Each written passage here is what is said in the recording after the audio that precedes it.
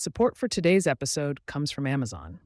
Amazon is working toward a carbon-free energy future, doing more with less, investing where it matters most, and supporting communities where we operate.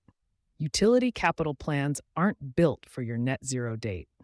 A corporate electrification commitment made in a boardroom and a utility capital investment approved by a state commission run on two different clocks, and finance teams that have not checked whether those clocks are synchronized may be carrying a disclosure risk they have not priced.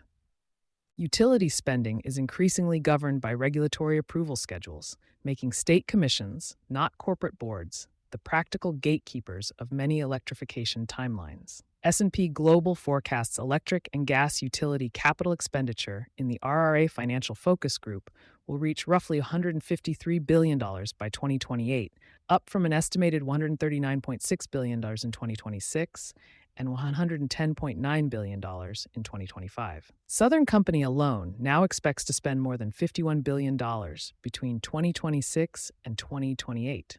A 34% increase over its own forecast from just 7 months earlier. American Electric Power has budgeted $77.9 billion for 2026 through 2030. None of that money moves instantly into service. It moves through a rate case process that determines whether and when the utility gets paid back for building it. The rate case clock utilities actually run on. DTE Electric filed a rate case with Michigan regulators on April 28, 2026, requesting a $474 million base rate increase tied to a projected 12-month period ending February 2028. A final order from the Michigan Public Service Commission is not expected until February 2027, roughly 10 months after filing, and the rates it sets will not take effect until later still. That gap between spending capital and recovering it through approved rates is what utility regulation calls regulatory lag, and it routinely runs 12 to 24 months on a single rate case.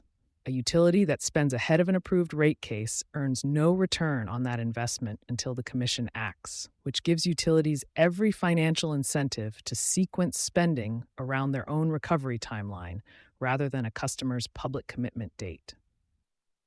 That incentive is not new. What has changed is the volume of electrification-driven load now competing for a place in that sequence, and the specificity with which companies have started publishing the dates their own plans depend on. Disclosure rules turned a planning gap into a legal one. The Science-Based Targets Initiative, SBTI, released version 2.0 of its corporate net zero standard on June 11th, and companies will transition to it over time as their targets are updated or revalidated under the revised standard. California's SB 253 requires companies meeting the revenue threshold to begin reporting greenhouse gas emissions under regulations adopted by the California Air Resources Board, CARB, with Scope 1 and Scope 2 reporting beginning under the program's implementation schedule. Frameworks from the ISSB and the UK's Sustainability Reporting Standards go further. IFRS S2 and the UK standard both require companies to disclose climate-related targets where they exist and explain progress toward them, though neither requires a company to set one. A target that depends on a specific interconnection or transmission upgrade landing on schedule is no longer a private planning assumption. It is a disclosed commitment sitting next to audited financial statements, and the gap between what companies pledged and what infrastructure can support is already showing up in the numbers. Accenture estimates only about 16% of the world's 2,000 largest companies by revenue are currently on a trajectory consistent with reaching net zero by 2050. Finance and sustainability teams that set those targets between 2020 and 2022 were working from assumptions about grid capacity and interconnection speed that have not held up, a pattern already reshaping how boards think about energization timelines more broadly. The rate case clock adds a second, more specific layer to that gap. A company's electrification plan might be technically sound and fully funded and still depend on a piece of utility infrastructure that has not yet cleared its own regulatory process, with no guarantee the two timelines will land in the same fiscal year. What this means for the capital planning cycle, the practical fix is not waiting for the utility to catch up.